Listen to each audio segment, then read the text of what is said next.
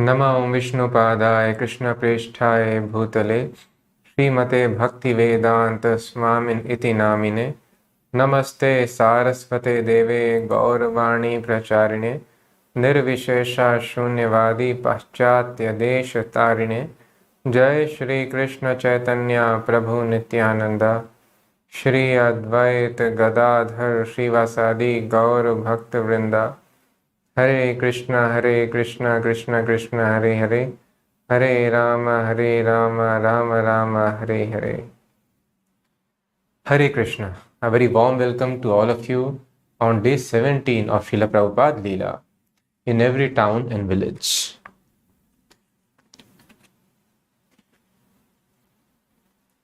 So people in India went crazy when Srila Prabhupada came with his American white elephants. In one city, Surat, the mayor declared a local holiday, and everywhere the Westerners were received very, very religiously in great love. Similar was the case in Bombay. Prabhupada, without any compromise, preached Krishna consciousness philosophy. Although many people could not digest, but still they were in complete awe seeing the amazing effect of Srila Prabhupada's preaching. And now Srila Prabhupada was planning another world tour. Srila Prabhupada told the entire world, circle the globe 12 times in a short span of a decade. So let's see how Srila Prabhupada then leaves India and goes to some places where people are either very, very less intelligent, very ignorant, or atheists and communist countries also. How Srila Prabhupada, he just blasted all the so-called barriers and spread Krishna consciousness profusely. May 1971, Srila Prabhupada prepared for extensive world travel. Although his itinerary was indefinite, his general plan was to travel widely for a few months, then tour the US, visit London, and then return to India. He had sent disciples to Australia and Malaysia, and he wanted to visit them. He also wanted to go to Moscow and was awaiting a letter of permission from the Soviet government. As he had spread his movement in America, visiting major cities and preaching, and then stationing a few faithful disciples there to carry on, he now expanded his field to include the whole world. So this is Sydney, May 9, 1971. The Sydney devotees were not ready for Prabhupada. First, Prabhupada had sent a telegram that I am coming. And then there was another telegram, Srila Prabhupada is not coming. Then Balimardan Prabhu, as we discussed, GBC, governing body commission, was set up by Prabhupada as Prabhupada's representatives. They were supposed to manage all the affairs of the Hare Krishna movement on earth. So different people of the GBC, they were given responsibility of few areas. So the GBC, the person responsible for Australia, he was supposed to visit. But then the devotees had taken a small garland and had gone to meet the plane. And when the doors to the customs area opened and Prabhupada himself walked out, they were flabbergasted.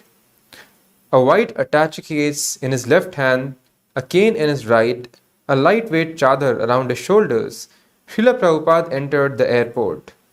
Reporters on hand to interview Balimardan came eagerly forward. One of them inquiring why Prabhupada had come to Australia. Replying softly, Prabhupada said, he travelled everywhere, just as a salesman travels everywhere. A salesman looks for customers wherever he can find them, and Prabhupada was travelling, searching for anyone intelligent enough to accept his message. He said, there is no difference in coming to Australia. The governments have made demarcation, this is Australia, but we see everywhere as the land of Krishna. Just see. So these boundaries we have created.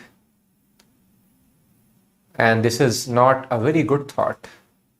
The whole land belongs to Krishna, just like all the streets, they belong to the city council, the corporation. Government has developed the amenities, the roads. But some animals may assemble and they think this is my street. Any other animal enters, they will start repelling, especially the dogs. They have their roads, and any other dog would come, they would start barking. They have communities. So if humans also behave like that, then that is not a very civilized culture. Vedic culture means everybody was free to move wherever you wish to go. Yes, laws of nature you cannot break, that neither the citizens of even that land can break. So the king sees that everyone is following the rules and regulations, but everyone is allowed to come and move, because ultimately the land belongs to Krishna. But because people have such base mentalities, artificial boundaries have been created. And thus people demarcate in the form of various nations, and they keep on fighting. So Prabhupada told, why you are asking this question? Just like we go anywhere, I have come to this place also. Governments may call it Australia or some other thing, but for us, everything is land of Krishna. And we go to preach this message without any discrimination.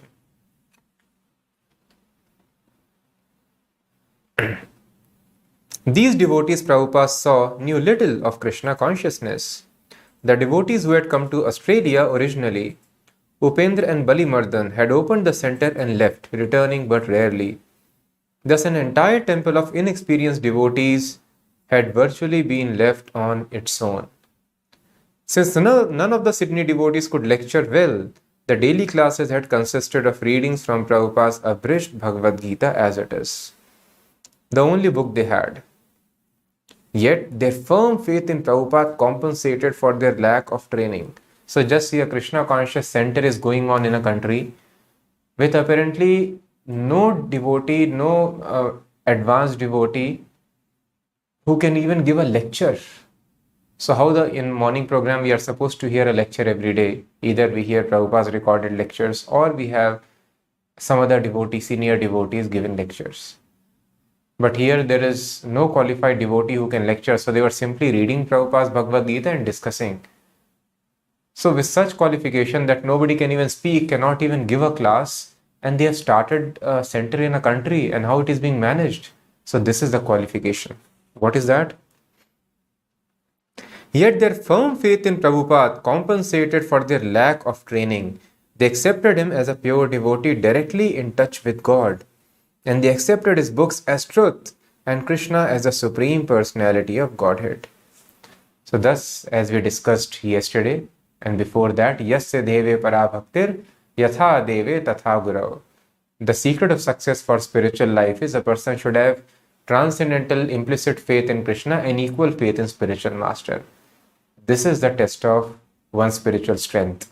So even though a person may not have literal knowledge, but if faith is there, strong faith, it is so mentioned, Srila Prabhupada explains, if a person is having complete faith in the instructions of Bhagavad Gita, that whatever it is written, it is the word of God and every statement is perfect.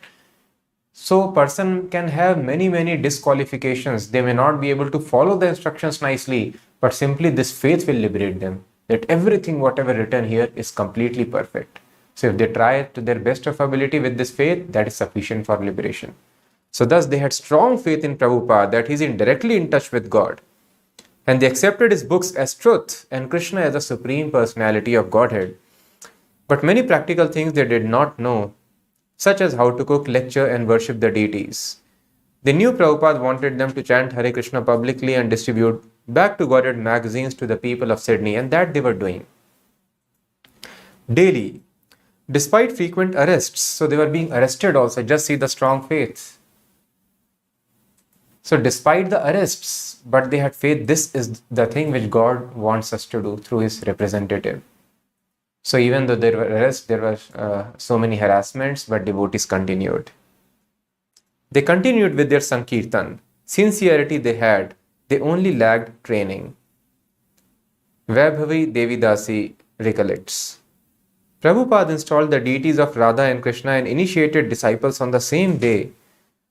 The initiations came first. He initiated everyone in the temple, anyone who was there. Even one boy who had just joined that week and had only come across Krishna consciousness the week before. And people who were not living in the temple, just anyone who was there and somehow serving. He wanted Krishna consciousness to be established in Australia, so he just initiated everybody. He gave first and second initiations at the same time, because having installed the deities, there had to be some brahmanas. So there are two initiations. First initiation is called the name giving ceremony. Holy name is given, and by chanting, serving the holy name very nicely, that is called Harinam Diksha technically. So when holy name is given in the Guru Shishya Parampara, then by serving holy name, chanting, hearing very nicely and preaching the holy name, the disciple advances. And then when he shows proper Brahmanical qualifications, then second initiation is given, which is called Brahman Diksha, Harinam Diksha and Brahman Diksha. So the second initiation is considered the real initiation. But Prabhupada gave first and second initiation immediately, because unless somebody is having Brahman Diksha, Brahmanical qualifications, they cannot worship the deity. So for deity worship, purity in consciousness, all these qualities are required. But Prabhupada empowered the devotees, because some people were required, he was ready to take their sins and accept them their responsibility of current life and future lives if they continue. But Prabhupada took charge that I will take you back to world if you simply try to follow my instructions. Thus Prabhupada gave both initiations. And the same day, deity installation was also planned. But we didn't know anything. We weren't even ready. The altar wasn't finished. Prabhupada explained to me we had to string flower for a garland. The deity was supposed to wear one. I was running up and down the street trying to find some flowers and get some thread and make a garland. Same with the sacred thread. There were no sacred threads. Prabhupada gave the men a sacred thread at Brahmana initiation, but no one really knew what it was. So very new people, Australians, and they don't know what is sacred thread. So I had to run and buy some string, and while Prabhupada was initiating people, I was sitting there in the arena making sacred threads, copying one that Bali Mardan had taken of himself. I made 5 of them, and I was next. After the sacrifice and after I came out of Prabhupada's room where he had given me Gayatri Mantra, other devotees said, "You are a Brahmana now, so you have to have a sacred thread too." They told me to make one for myself, which I did not, because someone later told me a woman wasn't supposed to wear one. We just did not, they were not even knowing that women are not supposed to wear sacred thread. So they told, you also have got Brahman Diksha, you should also wear. Very new devotees. Prabhupada stood with folded hands before the deities of Radha and Krishna he had just installed. After less than a week in Sydney, he was leaving. He knew that the devotees here were not up to the standard required for worshipping Radha and Krishna. And he knew he was taking a risk entrusting their worship to neophyte disciples. Yet as an empowered Acharya and the representative of Lord Chaitanya, he had to implant Krishna consciousness anywhere it might take root. The world was in desperate need. If his disciples followed the process he had given them, chanting, hearing, observing regulative principles, he knew they would quickly become purified. He had given an analogy. So this is very important and very nice instruction. Prabhupada explains what is the difference between material life and spiritual life. Although in material life a man must become a highly qualified lawyer before sitting on the judge's bench, in Krishna consciousness a sincere devotee is first allowed to sit on the bench to become a Brahmana, and later, by the mercy of the holy name and the spiritual master, he becomes qualified. So ordinarily you have to work very hard and get all the qualification. You have to study for many, many years. All your schooling, your college, BA, LLB, whatsoever, then practice, then you become judge. But Krishna consciousness means you come and directly sit on the platform of judge. And then all that education will be revealed automatically. So this is the difference. So there are 2 ways. If we don't directly take to this process, depend upon our own mind and body, and in this way follow the very, very gradual process of karma yoga, jnana yoga, dhyana yoga, after a very, very long time and getting all the qualifications, person may understand, because liberation is required from material platform to understand spirit. Our eyes cannot see spirit, our tongue cannot taste spirit, our ears cannot hear spiritual sound, and our brain, our mind cannot process spiritual conceptions. So it is not possible to see, hear, perceive or understand anything of the spiritual world as long as the mind and body is conditioned by material energy. However, Bhakti Yoga means you start acting on liberated platform. So when a living entity becomes completely liberated, just like Shukdev Goswami, He was liberated from birth. He told, I do not want to come out because you will again engage me in material affairs. I will get affected by material energy. He was not willing to come. Then finally, when Ved Vyas preached him Srimad Bhagavatam, then he came out.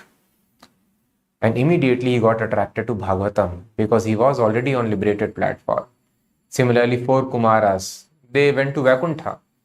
And as soon as they smelled the aroma of the tulsi leaves of lotus feet of Lord Vishnu, immediately they became devotees. So just the aroma of tulsi leaf is sufficient. Just hearing one verse of Bhagavatam is sufficient. But a person should be liberated. And then such liberated people are able to serve Krishna very nicely. But if you directly start serving Krishna, do the activities of liberated souls, very rare among the liberated souls, then automatically all the realizations which liberated souls have, all those realizations will come automatically. We will realize how we are not the body. We will realize what is this material world. We will develop all the powers that the yogis have in course of their spiritual advancement. So what all the karmis, yogis, jnanis, whatever knowledge, powers they have, a bhakti yogi attains all these things automatically. He gets all the qualifications. Simply he has to behave on that platform. So behave on the topmost platform of perfect beings. What is their behavior? Man mana bhav mat bhakto mat dhyaji mam namaskuru. They all think about Krishna. They serve Krishna very nicely. And when we do that, automatically all the knowledge is revealed. This is bhakti yoga. So we need not do any of the other process of karma yoga, jnana yoga, dhyana yoga, anything else. Just follow bhakti yoga. All the qualifications and the results of other yogas is attained automatically. So thus Prabhupada told I have made you brahmanas. Now you act like brahmana and then all the qualifications will follow. Automatically they will develop. The devotees in Sydney, however, were particularly immature. And Prabhupada made an extraordinary request to Radha Gopinath, was the name of deities which Prabhupada installed there. Now I am leaving you in the hands of the Mlechas. I cannot take the responsibility. You please guide these boys and girls and give them intelligence to worship you very nicely. Then Prabhupada reached Moscow. June 1971, the land of Iron Curtain. So very, very strict laws were imposed. The Russians were kept communist country. And that time it was USSR. This breakdown of states had not happened. Very strict vigilance was there by the government. So how Prabhupada was able to make inroads, it's very interesting. Prabhupada and his secretary, his servant, cleared Soviet customs and immigration quickly and smoothly, and a government tourist guide escorted them by limousine to the Hotel National. So you cannot travel, any person is coming from foreign, they cannot travel even in Russia. They are not allowed to meet the Russians, what to speak of speaking them without a tourist guide, which is appointed by the government. They are so tight, nobody should infiltrate, no thought should come. We want to have our communist ideology. The hotel near Red Square, Lenin's tomb, and the Kremlin was expensive but plain. Prabhupada found his room dingy and cramped, with barely space for a bed and 2 chairs. The room for Shyam Sundar and Arvind was far away, and Prabhupada decided that Arvind should share the room with him instead, crowding Prabhupada's room all the more. Arvind told the hotel manager that they would not eat the hotel fare, but would have to cook their own meals. The manager refused at first, but finally allowed them use of the maid's kitchen. That problem solved, the next was getting food. Prabhupada sent Shyam Sundar out. Across the street, Shyam Sundar found a milk and yogurt store, but he returned to Prabhupada's room without any fruit, vegetables or rice. Prabhupada sent him out again, and this time Shyam Sundar was gone practically all day, returning with only a couple of cabbages. So just see, we are so fortunate. So in a land, such a big country, Russia, he was not able to secure anything other than milk which can be consumed. No fruits, no vegetables, no rice. Entire day he spent and found couple of cabbages only. That's it. Prabhupada sent him out the next day for rice. So that day they managed without rice. They ate just cabbage, fruit, cabbage and milk. That's it. Prabhupada sent him out the next day for rice. When Shyam Sundar returned with rice after several hours, Prabhupada saw that it was poor North Korean variety, very hard. Prabhupada asked for fruit, but Shyam Sundar had to hike for miles through the city to find anything fresh. A few red cherries, that's all he was able to get. Wherever Shyam Sundar went, he would have to stand in long queues to purchase anything. Usually, however, someone in the queue would notice that he was a tourist and bring him to the front of the line. Everything Shyam Sundar purchased was with coupons. Prabhupada remained peaceful and regulated, keeping to his daily schedule. He would rise early and translate, and in the cool of early morning, he would go out for a walk through the all but deserted streets. Prabhupada, wearing a saffron chadar, strode quickly, Shyam Sundar sometimes running ahead to photograph him. As they would pass Lenin's tomb, a queue would already be forming. Just see, Prabhupada commented one morning, that is their God. The people don't understand the difference between body and the spirit. They accept the body as the real person. So people worship tombs, people worship statues, and then they criticize, what are you doing in the temple? This is blind faith. So Prabhupada told, just see, they don't even understand. Same activity they are doing. And there is a religion which preaches voidism, that this material energy, material world, universe is eternal. There is no creator, no God, and even spirit, soul, there is no knowledge. They tell this consciousness is just the result of combination of matter. But even those people worship the form of their preacher or their political leader. So form you are also worshipping, but then you criticize why these people worship other forms in the temple. So this does not make sense. Prabhupada appreciated the sparseness of the traffic, some trolleys and bicycles, but mostly pedestrians. As he walked among the old ornate buildings, he saw elderly women hosing the wide streets, a good practice, he said. The Russian people appear to live structured, regulated lives, much more so than the Americans. These simple, austere people, unspoiled by the rampant hedonism so common in America, were fertile for Krishna consciousness. But devoid of spiritual sustenance, they appeared morose. So people were very austere, they were not influenced by the Western culture of unlimited consumption and carnal enjoyment. They were simple, clean and austere people in Russia. For months, Prabhupada had been planning to visit Moscow. Aside from his desire to preach to the Russian people, he had a specific meeting in mind with the Russian Indology professor, Dr. Kotovsky.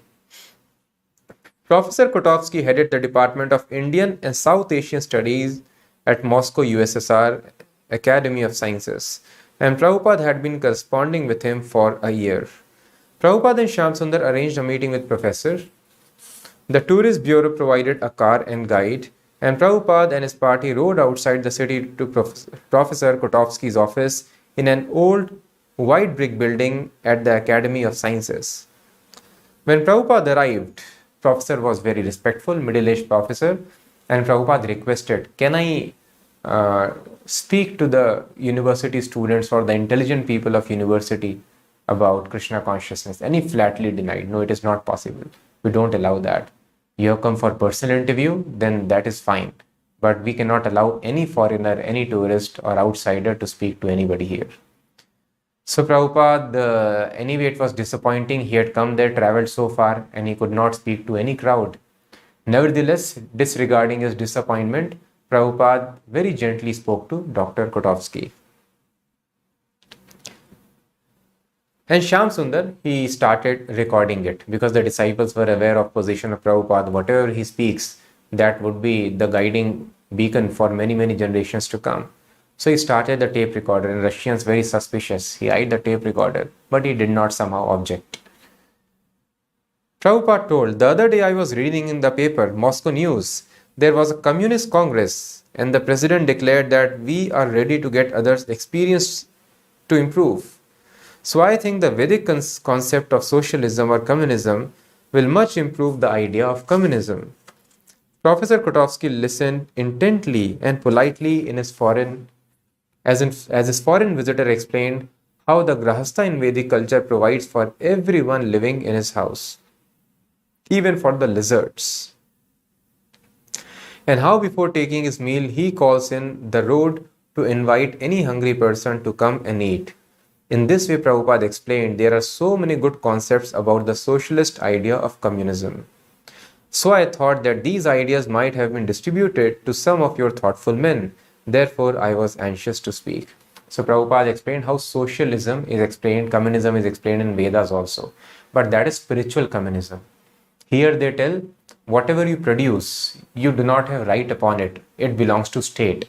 So as per the communist idea, it is very much against a capitalist idea. You make money and a small segment of people make a lot of money and whatever they produce, they can enjoy. No, it does not belong to you. It belongs to the government. So people, even though they could be working very hard and he could be in the high position in an industry, still he cannot become very rich and have a lot of money. He will still live in the same kind of house as an ordinary worker in the factory would live. This is strict communism. So everything that you do, the result of it belongs to state. So actually this is a very nice idea, but it should be Krishna centric. So everything, whatever we do, it belongs to Krishna. So then that is very nice. People would be satisfied. But such artificial ways will not satisfy anybody. So Prabhupada explained, the Grahastha is supposed to do like that. Usually now today we think whatever I am earning, the result of it belongs to me. Let me enjoy my entire money. But Vedic culture has this idea of spiritual communism. So it does not belong to you, it belongs to Krishna. Krishna has its part and parcels. So as per that responsibility, whosoever is there in your house and around you, you have to use your money in their service. So when the Grahastha cooks, then he cooks for everybody and he goes and shouts outside, is anybody hungry? And if more people turn up, then he may remain hungry and he has to feed everyone to the guests, everything to the guests. And then they are supposed to cook again for themselves. And not just for the human guests, they have to feed all the animals around and in the house. Even if snake is living in the house, the snake also has to be fed. So all the animals of the house are supposed to be taken care like children. So of course, undue attachment is never recommended. Just like now, people keep dogs as their children and get so much attached to dogs. They sit in the dog's tomb offering a candle. So if one is always absorbed in the thoughts of dog, especially in the old age, the next life definitely will be dog's body. That is very dangerous. But so attachment is never recommended. But household animals, they were always there, part of Vedic culture also. So all the animals should be taken care like one takes care of one's own children. And then he's supposed to take care of sannyasis, supposed to take care of brahmacharis, giving alms to everybody, doing charity. A grahastha is known by his charity, it is told. So every segment in the varnashrama system have got unique responsibility. The responsibility of brahmachari is to do yajna, sacrifice. Brahmachari learns how to do, his entire life is sacrifice. So brahmacharis, they go every day for begging and whatever they get, they sacrifice, they use everything in the service of spiritual master. They don't keep anything for themselves, they don't save anything for the next day. They'll work entire day, they would be begging alms and whatever they collect, they give it to spiritual master, sacrifice. Entire day, they would be chanting mantras, hearing, that is another sacrifice. So they could hear so many nice songs of sense gratification, but they would hear just about Krishna, the Vedic literatures, that is also a sacrifice. So in this way, brahmachari is known for the sacrifices, yajnas, and a householder is known for charity. The more a householder is charitable, the famous and the more he is appreciated in the eyes of the Vedas. And sannyasis in the renounced order, they are supposed to guide people by doing strict austerities. So sannyasi is famous for austerities. Grahastha is famous for charity and brahmachari is famous for sacrifices or yajna.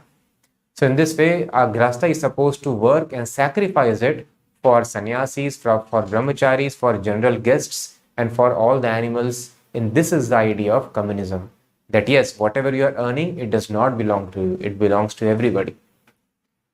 So Prabhupada was trying to explain to Professor Kotovsky just what you have to do is bring Krishna in center. Instead of calling the state as proprietor, you understand Krishna is the proprietor. Then the communism would satisfy people. Otherwise, neither capitalism nor socialism would satisfy. Professor Kotovsky responded with several questions which Prabhupada welcomed, although they were grounded in Soviet socialist vested interests.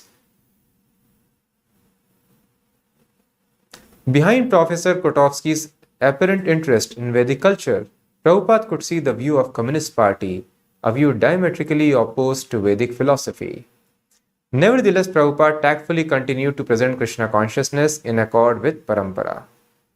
So, this study, what Professor Kotovsky was doing, he was acting as a mere pawn in the hands of communist government. They wanted to understand Indian culture, religion, thought process, so that they can push their communist philosophy in the country. Nevertheless, Prabhupada, understanding all these things, he tactfully continued to present Krishna consciousness in accord with Parampara, and he tried to convince Professor Kotovsky through scripture and logic. Modern society's missing point, Prabhupada said, was an understanding of the purpose of human life. They do not know what is the next life, he said. There is no department of knowledge or scientific department to study what is there after finishing the body. Professor Kotovsky objected politely but completely. Swamiji, he said, when the body dies, the owner also dies. Prabhupada marked his reply. The learned professor, head of the Department of Indian Studies in the Soviet Academy, was caught in a classic moment of ignorance. His concept of who he was no more advanced than an animal's. So he is heading the Department of Indian Studies. He is knowing what is there in the Vedas. He has read it, but he is not able to understand it. Thus, to understand this spiritual knowledge, one has to take shelter of a pure devotee spiritual master and do service to the spiritual master. Only by seeing one's gentleness, humility, and service attitude, Krishna reveals himself. Otherwise, please understand, can an ant living in the corner of the room understand the way we conduct ourselves, we run the world? Can ant understand higher mathematics or any mathematics whatsoever? Can ant understand the way we cook so many dishes? Can ant understand our engineering, science of medicine, the way we manage our finances? It is much beyond ant's capacity. Similarly, we are not even an ant in the universal scale. How is it possible? Why do we get confused applying our brain? Brahma could not understand, who is trillion times more intelligent than us. Brahma also thought, this ordinary boy, he is God, Supreme Personality. How is it possible? And he wanted to test. So when Brahma, who is creator of universe, all the planetary systems, he defines our destiny, such a wise person could not understand God, then how can we understand? So thus the process of understanding God is a person. When we become very dear to God, God reveals himself. So we have to try to serve God very nicely, become dear to him, and in proportion to our surrender, God reveals himself. What is surrender? Hands up, then hands up, move left, then you move left. In a similar fashion, spiritual master has given so many instructions. The sooner and the more we surrender, in that proportion, Krishna would reveal. So this professor also, although vastly learned in the Vedic literatures, but could not understand this first concept. And his concept of our life was but like that of an animal. I am this body, and there is no life once we leave this body. After only 3 days, Prabhupada's mission in Moscow seemed finished. The meeting with Professor Kotovsky was over. What was left? Government would not allow anything else. It had not allowed him to bring in books. Just the government was so strict. You cannot carry any books in Russia from outside. And now he had been refused the opportunity to speak publicly. Foreigners were not allowed to talk with the Russians. He could go nowhere unless on an accompanied tour. So with no preaching and no prospects, he stayed in his cramped room, taking his massage, bathing, accepting whatever food Shyam Sundar could gather, and cook, dictating a few letters, chanting Hare Krishna and translating Srimad Bhagavatam. Prabhupada took a guided tour of Moscow, riding with other tourists on a crowded bus. He saw elderly Russians going to church, but then there were policemen, guards standing at the church's gate. Why policemen would be stationed over there? So Prabhupada surmised that they are there guarding that new people should not go to church, because communist means don't bring God into picture. Although the people were Christians, they were following the religion, old people let them go. Young people they would not allow. So they were so much enforcing upon the citizens. He soon tired of the tour, however, and the tour guide got him a taxi and instructed the driver to return him to the Hotel National. Shyam Sundar continued to spend most of his day looking for fresh food. Hearing that oranges were available at a certain market across town, he set out across the city. With his shaved head and his white dhoti and kurta, he drew stares from everyone he passed, and he was returning after dark. Uniformed men wearing red armbands accosted him, taking him to be a local deviant. Grabbing him, they pinned his arms behind his back and shouted at him in Russian. And he was not able to understand Russian. Suddenly they have arrested him, they are twisting his arms. But then he heard one word, document, document. And he could tell they are asking me documents. So he told document, hotel, hotel. So then they understood that he is a tourist and they let him go. So police was so strict. Even if they see somebody, an intruder, a stranger, which could disturb their communist culture, they would immediately arrest him. He went back to the hotel and informed Prabhupada of what had taken place. Prabhupada said, there is no hope in Russia without Krishna consciousness. And once he was standing in the line, he had gone to that yogurt and milk store. And the person was standing next to him. He asked, can you please teach me yoga? And then he gave him suitable time at which they can meet and his address as well. So he came back to Prabhupada. So Prabhupada was obviously very intelligent. And Prabhupada told, do not go, he's a policeman. So police in this way, in disguise, were trying to trap people. And we will see how it was so difficult. And maybe we can have another series of preaching in Russia that is called Salted Bread. How it was so immensely difficult. How much physical torture, how many beatings, third-degree torture, and permanent damage devotees under and even lost their life while preaching in Russia. But they did not budge. So when it is told that devotees live comfortably like that, Prabhupada told, we are inviting everybody. Why you are envious? We are living sometimes in a comfortable place when Krishna keeps us to preach in that area. Otherwise, devotees undergo so much difficulty also. And they lose their lives even while preaching. So wherever Krishna keeps us, just like Prabhupada now is comfortable. And he is having many, many centers. But earlier Prabhupada was in great discomfort. He was about to lose his life also. But whatever Krishna sanctions, whatever situation is brought in, devotee accepts, always thanking him.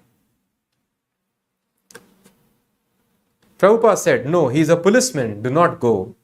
Standing at his window, Prabhupada glimpsed a parade in nearby Red Square. Tanks, missiles, artillery, soldiers, all were marching in the road. So Prabhupada told, this is trick of the government, because nobody can be happy like that with so many laws being enforced. Iron curtain. So in order to keep the people motivated, they do this thing that we are going to fight, we are in a war state. And like this, they raise the national fervor so that people cannot raise any revolt against the government. This was government tactics to keep the people under control. So thus they were marching with artillery, missiles, tanks, everything. One day, two young men, this was a turning point in Russian preaching. One, the son of an Indian diplomat stationed in Moscow, the other, a young Muscovite, were loitering near the Red Square when they saw an amazing sight. Out of the usual regimented routine of the city traffic, a tall young man with a shaven head, a long reddish ponytail, and flowing white robes approached. It was Shyam Sundar. Familiar with Shyam Sundar's dress, the son of Indian diplomat stopped him. Shyam Sundar smiled and said, Hare Krishna, brother. And he began talking with the Indian, whose name was Narayan.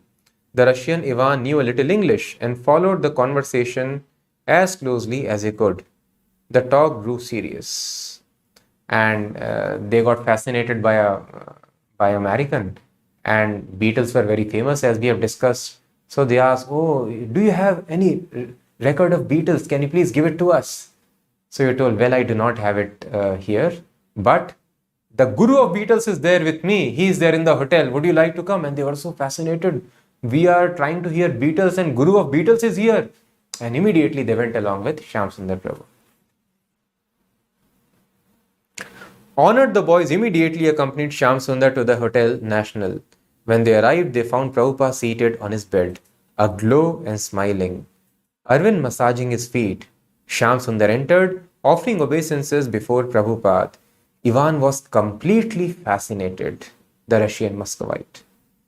"Come on," Prabhupada said, and the three of them sat at Prabhupada's feet. Turning first to Narayan, the son of Indian diplomat, Prabhupada asked his name and his father's occupation. Narayan lied Prabhupada and offered to bring him green vegetables. How he got green vegetables? His father, being highly placed at the Indian embassy, had produce flown in from India. Ivan was interested even more than his Indian friend, and Prabhupada began explaining to him the philosophy of Krishna consciousness, and while Narayan helped by translating, Ivan inquired with respect and awe, and Prabhupada answered his questions, teaching as much basic information about Krishna consciousness as was possible in one sitting.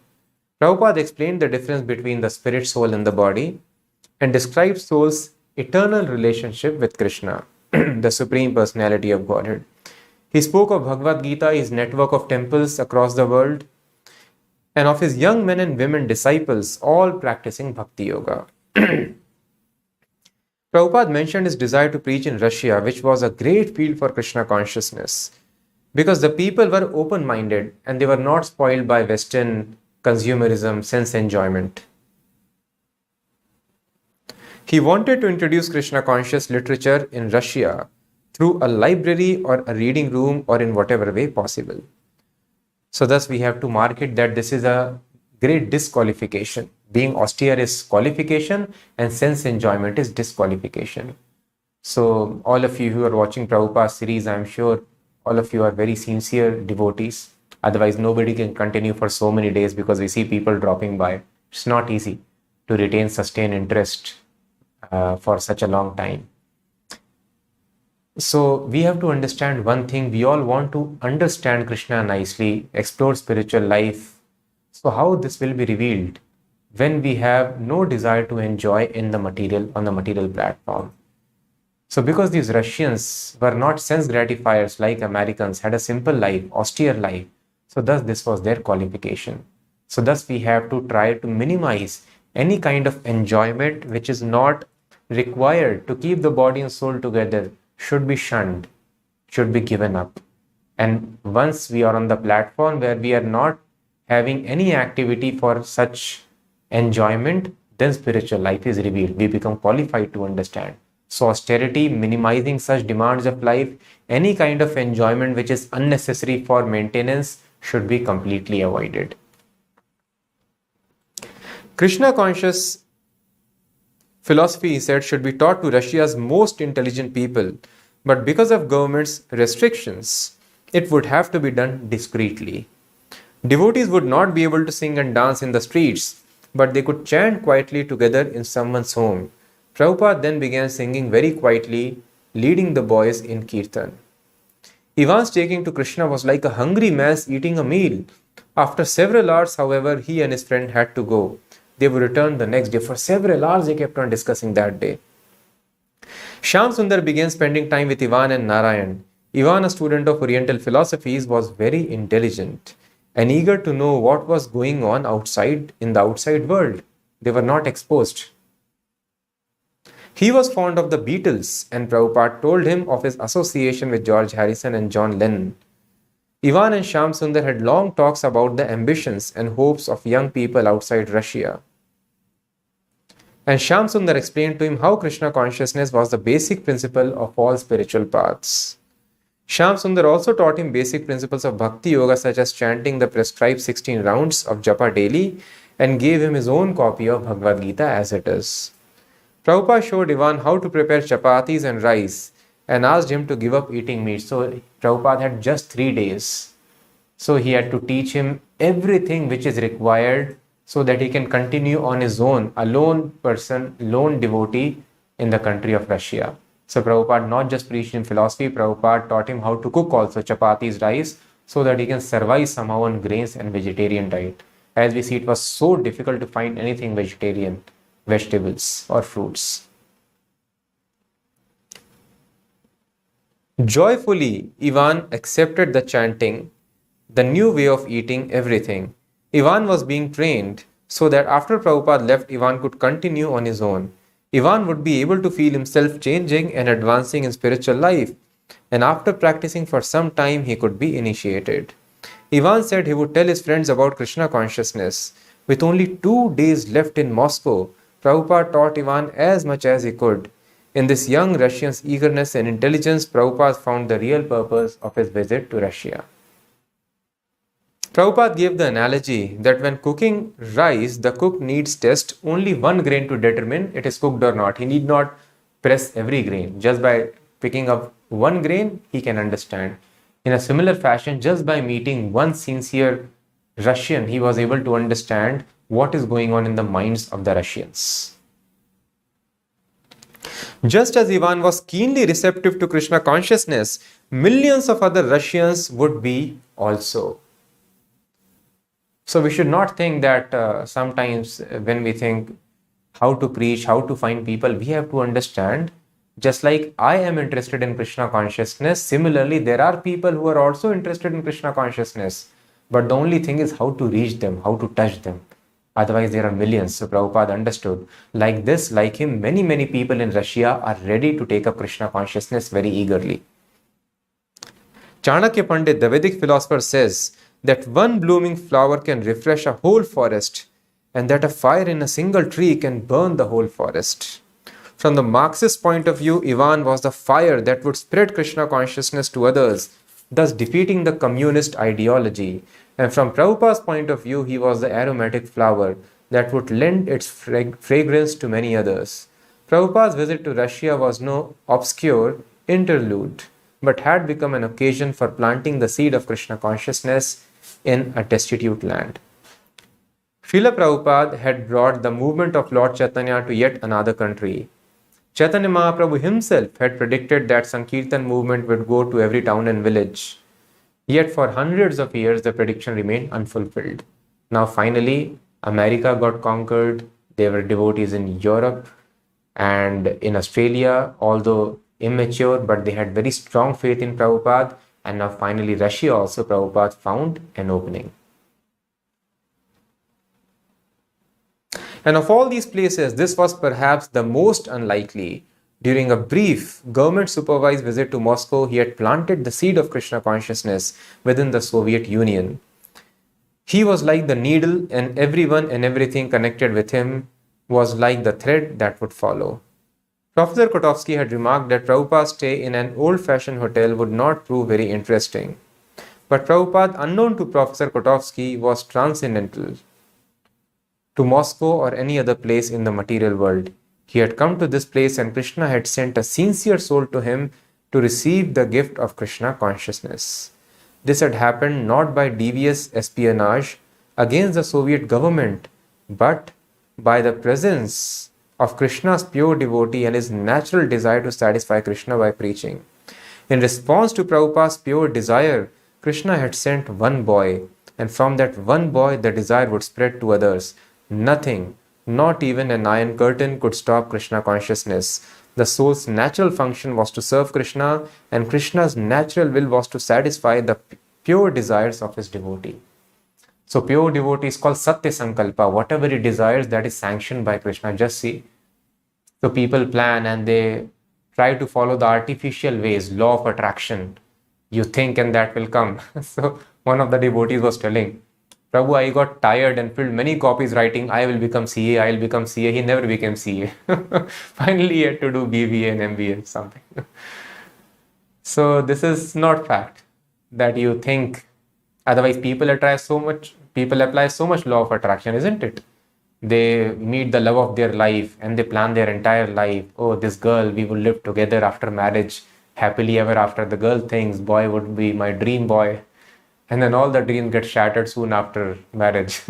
All the law of attraction failed.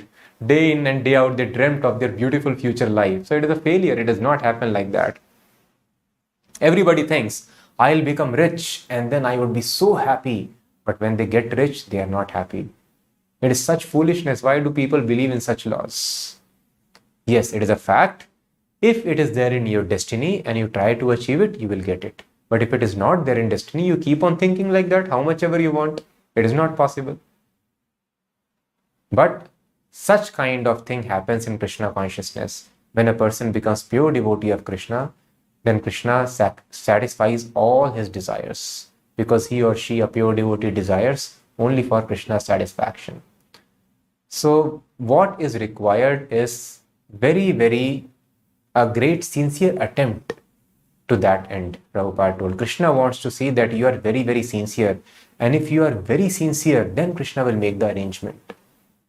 So because Prabhupada sincerely wanted to spread Krishna consciousness, so as we see Prabhupada that he did not even know which person I will meet, what will happen, but by some arrangement, one very sincere boy stumbled upon Shyam Sundar Prabhu. They came together, and that single person, I think we should have a series on the Russian preaching. It is very nice. Now there is an ocean of devotees in Russia. Similarly, in Bangladesh, so many devotees. There is great harassment. The temple in Dhaka is always on the hit list of the terrorists. And every few months, the police keeps on spoiling the plan by arresting them. And sometimes they drop bombs also, and they attack the devotees also. So all these difficulties are there. But so many devotees are there in such a country which is ruled by people of other religion. In such a place, under such situations, Krishna consciousness is blooming like anything. In India also, as many people told, no, we have to become independent so as to spread Krishna consciousness. But no, Krishna consciousness bhakti movement was widespread when India was under the Mughal rule. So just the change of government and all these things, these are immaterial. When Krishna wants to spread, nobody can stop. So thus, seeing the sincere desire of Srila Prabhupada, Krishna sent a boy who would be able to make an explosion of Krishna consciousness alone. Not much training was given to him. And just 3 days of meeting, and then entire Russia, so many devotees came up. So these are the wonderful arrangements done by Krishna.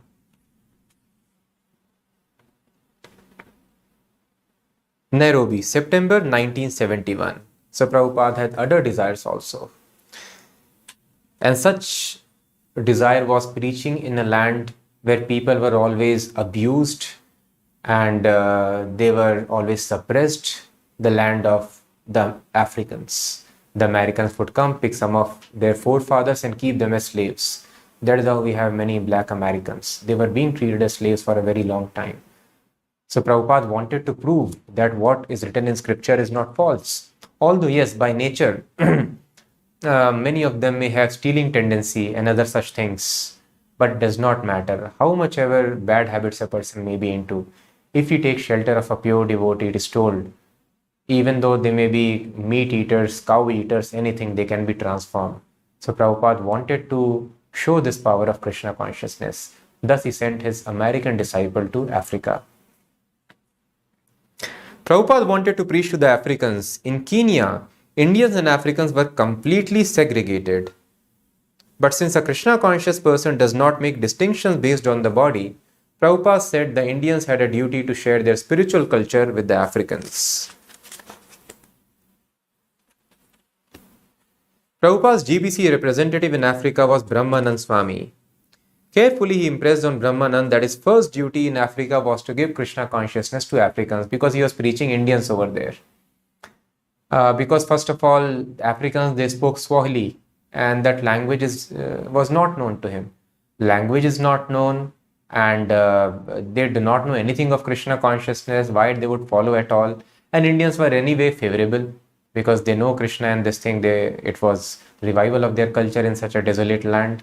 But Prabhupada told, no, They are the proprietors, they are the natives, we have to preach them. So you focus not on the Indians. Yes, they are welcome, they can come, but you should focus on spreading this knowledge to the local Africans. Then how to preach to them? So Prabhupada told, don't worry, don't preach them philosophy. So Prabhupada took a place which was there in the busiest of the streets, and then he told, now you open the doors of the temple. And those people were uneducated and not very civilized.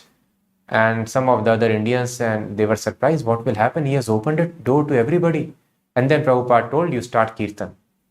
And then Brahmanand Prabhu, as told by Prabhupada, he started doing kirtan. He was scared because he had experience of preaching in Turkey and Pakistan. So he went to Pakistan also to preach. And when they would sing Hare Krishna, people would show knives to them, spit on them. And it was so difficult. But Prabhupada has told, somebody challenged Prabhupada, what are you doing here in these places? If you really have courage, go to Pakistan.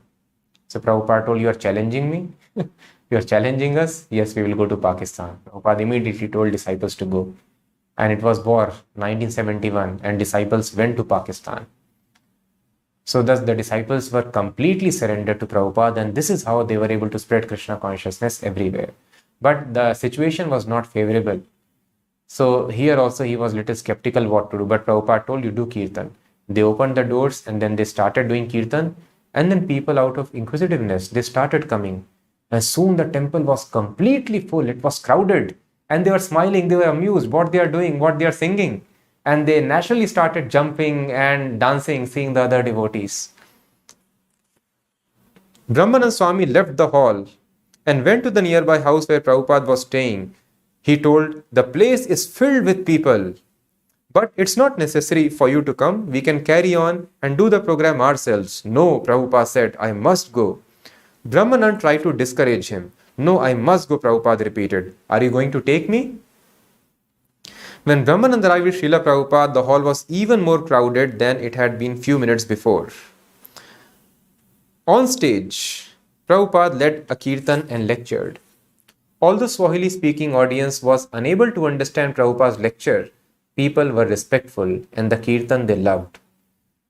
So why Prabhupada was speaking when they were not understanding the English language? Because Prabhupada had firm faith in the holy name, in Krishna Katha. If anybody hears Krishna Katha, even though of another language, it will act.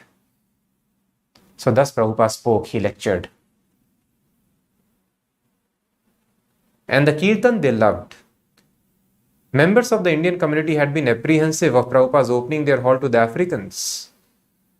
But observing Prabhupada's compassionate program, Indians were impressed. Such an apparently simple program had the spiritual potency to erase cultural boundaries. This should be Brahmanand Swami's mission in Africa, Prabhupada insisted, offering Krishna consciousness to the Africans. And the program should be simple, distributing prasadam, distributing free books, and chanting Hare Krishna with drums and kartals. They were so poor they could not even purchase books. So Prabhupada told, does not matter. You do kirtan and distribute free prasadam, distribute free books to them. Krishna consciousness should not be just another Nairobi Hindu religious society. The Hindu should take part by donating money, that is all right. But Brahmanand Swami's preaching and recruiting should be among the Africans. Try to make them devotees. We want to show that everybody is qualified for the Vedic culture. When several black American disciples joined Prabhupada in Nairobi, Prabhupada told them, 400 years ago your ancestors were taken away from here as slaves. But just see how you have returned as masters. Then in this way, following this recommendations which Prabhupada told, they started doing kirtans very widely. They went to the park like it happened in San Francisco and Tompkins Square Park. They did kirtan and many Africans would come, would join, would dance. And some of them got so fascinated, they would shave their heads and try to imitate the devotees. So in this way, they had a very nice response from the Africans. The night of Srila Prabhupada's lecture at the University of Nairobi, 2,000 African students filled the auditorium, with hundreds more standing outside to look in through the doors and windows. First, Prabhupada had Bhoot Bhavana, he was American disciple, black American disciple, deliver a short introduction. Then Prabhupada spoke. Prabhupada spoke, how simply and clearly. The whole world is simply hankering and lamenting. You African people are now hankering to be like the Europeans and Americans. But the Europeans have lost their empire. They are now lamenting. So one party is hankering and one party is lamenting. This is the situation of material world. Those who do not have the hanker, and then ultimately time doesn't keep anything permanently, you lose it and then you lament. So lamentation is going on and hankering is going on. So Prabhupada told, you want to make progress, definitely make progress, but do not do it like the Europeans. Now they gained everything and they lost everything, completely dissatisfied. Make progress in Krishna consciousness. Try to understand from the real standpoint, the real view of human life. You are trying to develop yourselves, so develop very soundly, but don't imitate the Americans and Europeans who are living like cats and dogs. Such civilization will not stand. The atom bomb is already there. As soon as the next war breaks out, all the skyscraper buildings and everything else will be finished. Try to understand from the real standpoint, the real view of human life. That is Krishna consciousness movement. And we request you to come and try to understand this philosophy. Thank you very much. The audience burst into applause, giving Prabhupada a standing ovation. This response proved once again that Krishna's message spoke to the heart. It was for all people, regardless of their political, geographic, or social predicament. When Prabhupada had first landed at the Nairobi airport, he had assured a reporter that he would be preaching to the Africans, and now he was. He was delivering to the Africans the same message and the same process of devotional service he had delivered to the Americans. What the Americans wanted, what the Africans wanted could be realized only in Krishna consciousness. Krishna consciousness would work anywhere. If sincere and intelligent persons would come forward and help distribute it. So the disciples became very happy. And setting the example for Brahmanand Swami, Prabhupada showed the standard procedure for spreading Krishna consciousness. Shyam Sundar was keeping his GBC God brothers informed of Prabhupada's amazing activities. The pace had been lightning fast. Nothing was happening in Africa. Prabhupada went and now everybody showing interest. His divine grace is opening up yet another vast theater of operations. The people are thronging with curiosity and serious questions. Prabhupada, after finishing one late night preaching marathon, asked for food and remarked, "You see, I am hungry. Keep me talking, that is my life. Don't let me stop talking." So Prabhupada was very glad. He told, let me talking. Take me to places I just want to talk day in and day out. That is my life. So thus we understand, again Prabhupada proved that so-called externally a person can be less intelligent, person can be poor, but it does not matter. May not understand the language. Simply if somebody hears the message from pure devotee, they will develop gradually all the understanding within one's heart. And we also saw how Prabhupada's sincere desire manifested all these things. So actually there is no cause of any disappointment in our life. Prabhupada went to the most unqualified people who are having all the wrong habits. The so-called cultured Hindus picked up very, very late. When they saw everybody else is picking up, the Jews picked up, Christians picked up, the Muslims picked up, and the Africans picked up, and then finally Indians told we should also pick up. So it does not matter. And whatever we desire, everything can be fulfilled. Simply eagerness is required. And that eagerness can be developed by following very, very strictly rules and regulations in association of devotees. So whatever we desire, whatever advancement is sought in Krishna consciousness can be attained by taking shelter of a pure devotee of Krishna. So this is a very important message by this worldwide preaching of Srila Prabhupada. And now Srila Prabhupada comes back to India and a great struggle begins again to establish his major projects. How Srila Prabhupada tackles it and he hoists another flag of victory for Krishna, we will understand in the coming sessions. Thank you so much for hearing the session today. I request all of you, please post the comments, and those comments can reflect your realizations. Realizations are important to be written down.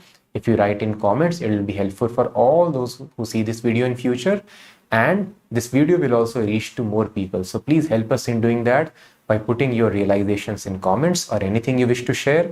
Also, please try to like the video and share on other platforms. Thank you so much for hearing. We'll meet tomorrow again. Hare Krishna.